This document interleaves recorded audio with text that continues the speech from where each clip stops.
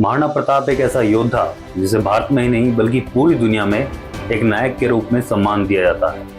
इस वीडियो में मैं आपको महाराणा प्रताप के जीवन से जुड़ी दो चीजें प्रमुख रूप से बताने वाला हूँ। पहला उनका शुरुआती जीवन और दूसरा हल्दी घाटी का युद्ध कौन जीता था। एक एक करके इस वीडियो में फैक्ट्स के साथ इन सभी सवालों के जवाब जानेंगे।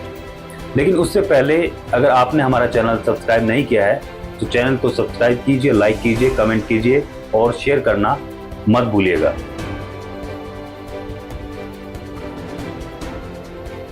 चित्तौड़ का कुंभलगढ़ किला, यहाँ काटारगढ़ के बादल महल में विक्रमी संवत 1596 के जेठ महीने की उजली तीज के दिन महाराणा प्रताप का जन्म हुआ था। अंग्रेजी कैलेंडर के हिसाब से ये तारीख थी 9 मई 1540। महाराणा प्रताप उदय सिंह के सबसे बड़े बेटे थे। उनकी मां का नाम जयवंता बाई था। जिस उम्र में बच्चों के ढंग से दूध के दांत भी नहीं टूटते, उस उम्र में इन्होंने युद्ध में भाग लेना शुरू कर दिया था। इन्होंने अपना पहला युद्ध अपने पिता उदय सिंह के साथ 1549-50 में डुगुरपुर के रावल आसकर्ण के खिलाफ लड़ा था। कुंवर काल में ही महाराणा प्रताप ने सलुम्बर के राठौड़ों को परास्त कर दिया था और उनके 56 क्षेत्र को मेवाड़ राज्य में मिला लिया था। कुमारावस्था में इन्होंने बाली को जीतकर गोड़वाड़ प्रदेश पर मेवाड़ी ध्वज फहराया था। इन्हें बचपन में कीका के नाम से पुकारा जाता था। वनवासी क्षेत्र में कीका या मेवाड़ी भाषा में कुका पुत्र को कहा जाता है। महाराणा प्रताप की जनसाधारण में छवि कुंवर या राजपरिवार की नहीं बल्कि प्रजा के पुत्र के रूप में थी। इसलिए वह जनसाधारण में कीका के नाम से मशहूर हुए थे। राजा बनने के बाद भी भील, मीणा, गमेती जैसी पिछड़ी जातियों के लिए महाराणा प्रताप कीका के रूप में ही विख्यात थे। महाराणा प्रताप के जन्म के बाद ही उदय सिंह जयवंता बाई से विमुख हो गए थे। वे अपनी सबसे छोटी रानी धीर भाई भट्टियाणी को ज्यादा पसंद करने लगे थे। लिहाजा आगे चलकर उन्होंने महाराणा प्रताप के स्थान पर धीर भाई के बेटे जगमाल सिंह को अपना उत्तराधिकारी घोषित कर दिया। हालांकि अधिकतर सिसोदिया सरदार महाराणा प्रताप को ही गद्दी देने के पक्ष में थे। 28 फरवरी 1572 को राजा उदय सिंह का निधन हो गया। उस समय राजवंशों में यह परंपरा थी कि राजा का सबसे बड़ा बेटा सुरक्षा कारणों से अपना पिता के अंतिम संस्कार में हिस्सा नहीं लेता था। लेकिन अंतिम संस्कार से उदय सिंह का एक और पुत्र नदारद था, धीर भाई का बेटा जगमाल सिंह। जब ग्वालियर के राम सिंह और महाराणा प्रताप के नाना अखेराज सोनगरा को ये बात पता चली कि जगमाल महल में है और अपने राज्याभिषेक की तैयारी कर रहा है, तो ये सूचना पाते ही दोनों राजमहल पहुंच गए और जगमाल को गद्दी से हटा दिया गया। इसके बाद महाराणा प्रताप का राज्याभिषेक कराया गया।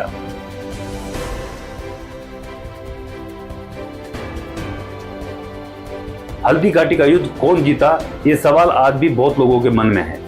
लेकिन उससे पहले आपको बता दें कि हल्दी घाटी असल में अरावली पर्वत श्रृंखला से गुजरने वाला एक दर्रा है जो राजस्थान में उदयपुर से करीब 40 किलोमीटर दूर है। इस दर्रे की मिट्टी हल्दी की तरह पीली है, इसलिए इस दर्रे का नाम हल्दी घाटी पड़ गया था।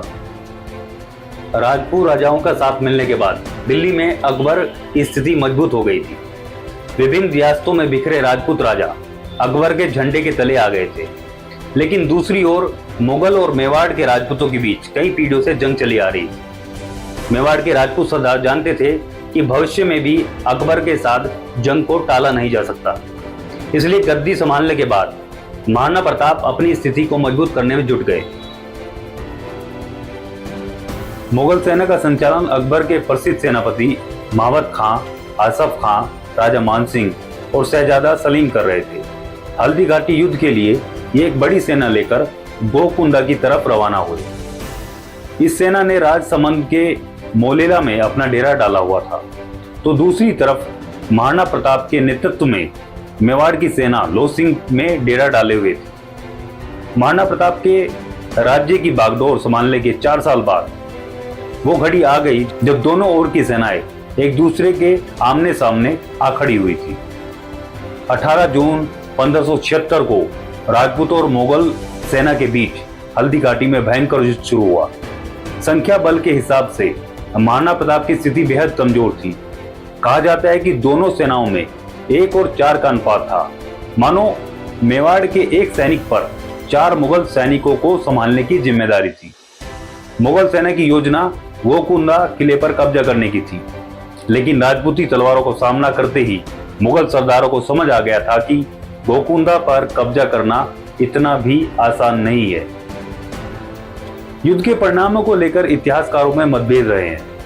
कोई कहता है कि युद्ध का कोई परिणाम नहीं निकला, तो कोई कहता है कि मुगल सेना जीती थी, तो कोई महाराणा प्रताप को विजयी बताता है।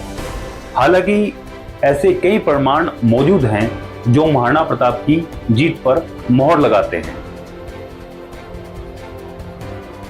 अकबर के दरबारी और इतिहासकार बदायूंनी ने लिखा है कि गोकुंदा से फतेहपुर सीकरी तक की यात्रा में हर कहीं पर जनता महाराणा प्रताप को पराजित नहीं मान रही है। वहीं दूसरी ओर मानसिंह के नेतृत्व में वापस लौटी मुगल सेना पर अकबर निराशा जाहिर करता है। कहता है कि ये कौन सा तोहफा लेकर आप मेवाड़ लौटे हो, न तो तुम उस घमंडी प्रताप को बंदी बना सके और न तुम उसके राज्य मेवाड़ को लाकर मेरे कदमों में डाल सके। राजस्थान विद्यापीठ यूनिवर्सिटी में उदयपुर के मीरा कन्या महाविद्यालय के प्रोफेसर और इतिहासकार डॉक्टर चंद्रशेखर शर्मा ने हल्दी घाटी युद्ध के संबंध में एक शोध किया है। इस शोध के अनुसार वे महाराणा प्रताप की जीत का दावा करते हैं।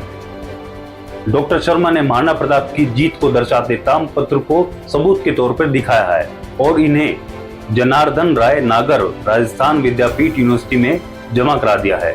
डॉक्टर शर्मा के अनुसार युद्ध के बाद अगले 1 साल तक महाराणा प्रताप ने हल्दी घाटी के आसपास के गांवों की जमीनों के पट्टे ताम्रपत्र के रूप में जारी किए थे। इन पर एक लिंग के दीवान यानी महाराणा प्रताप के हस्ताक्षर थे। उस समय जमीने के पट्टे जारी करने का अधिकार सिर्फ राजा को ही होता था। मेवाड़ के दूसरे इतिहासकार भी शोध को सही बता रहे हैं। डॉक्टर शर्मा ने बताया कि हल्दी घाटी युद्ध के बाद अकबर मुगल सेनापति मानसिंह और आसिफ खान से बहुत नाराज हुआ था और दोनों को 6 महीने तक दरबार में नहीं आने की सजा दी थी। डॉक्टर शर्मा कहते हैं कि अगर मुगल सेना युद्ध में जीत जाती तो अकबर अपने सबसे बड़े विरोधी प्रताप को हराने वालों को पुरस्कार जरूर देता, लेकिन यहाँ ऐसा नहीं हुआ। उल्टा उन्हें सजा दी गई, जो इस बात का प्रमाण है कि महाराणा प्रताप ने हल्दी घाटी के युद्ध में जीत हासिल की थी। अकबर 12 वर्षों तक लगातार मेवाड़ को कब्जाने में लगा रहा, लेकिन उसे सफलता नहीं मिली। 19 जनवरी 1597 में राजधानी चावंड में महाराणा प्रताप का निधन हो गया, लेकिन तब तक महाराणा प्रताप अपने राज्य के अधिकतर हिस्सों को मुगलों से दोबारा हासिल कर चुके थे। अपनी रणनीति, देशभक्ति, वीरता और चरित्र के बल पर महाराणा प्रताप आज भी देशभक्तों के दिलों में बसते हैं। अगर आप हमारे YouTube चैनल पर नए हैं तो इसे लाइक, सब्सक्राइब और शेयर करना मत भूलिएगा। साथ ही बेल आइकन को भी दबाएं ताकि आपको हमारी नई वीडियो की नोटिफिकेशन मिलती रहे। अगर आप ये वीडियो Facebook पर देख रहे हैं तो लाइक जरूर करें और ज्यादा से ज्यादा संख्या में शेयर करें।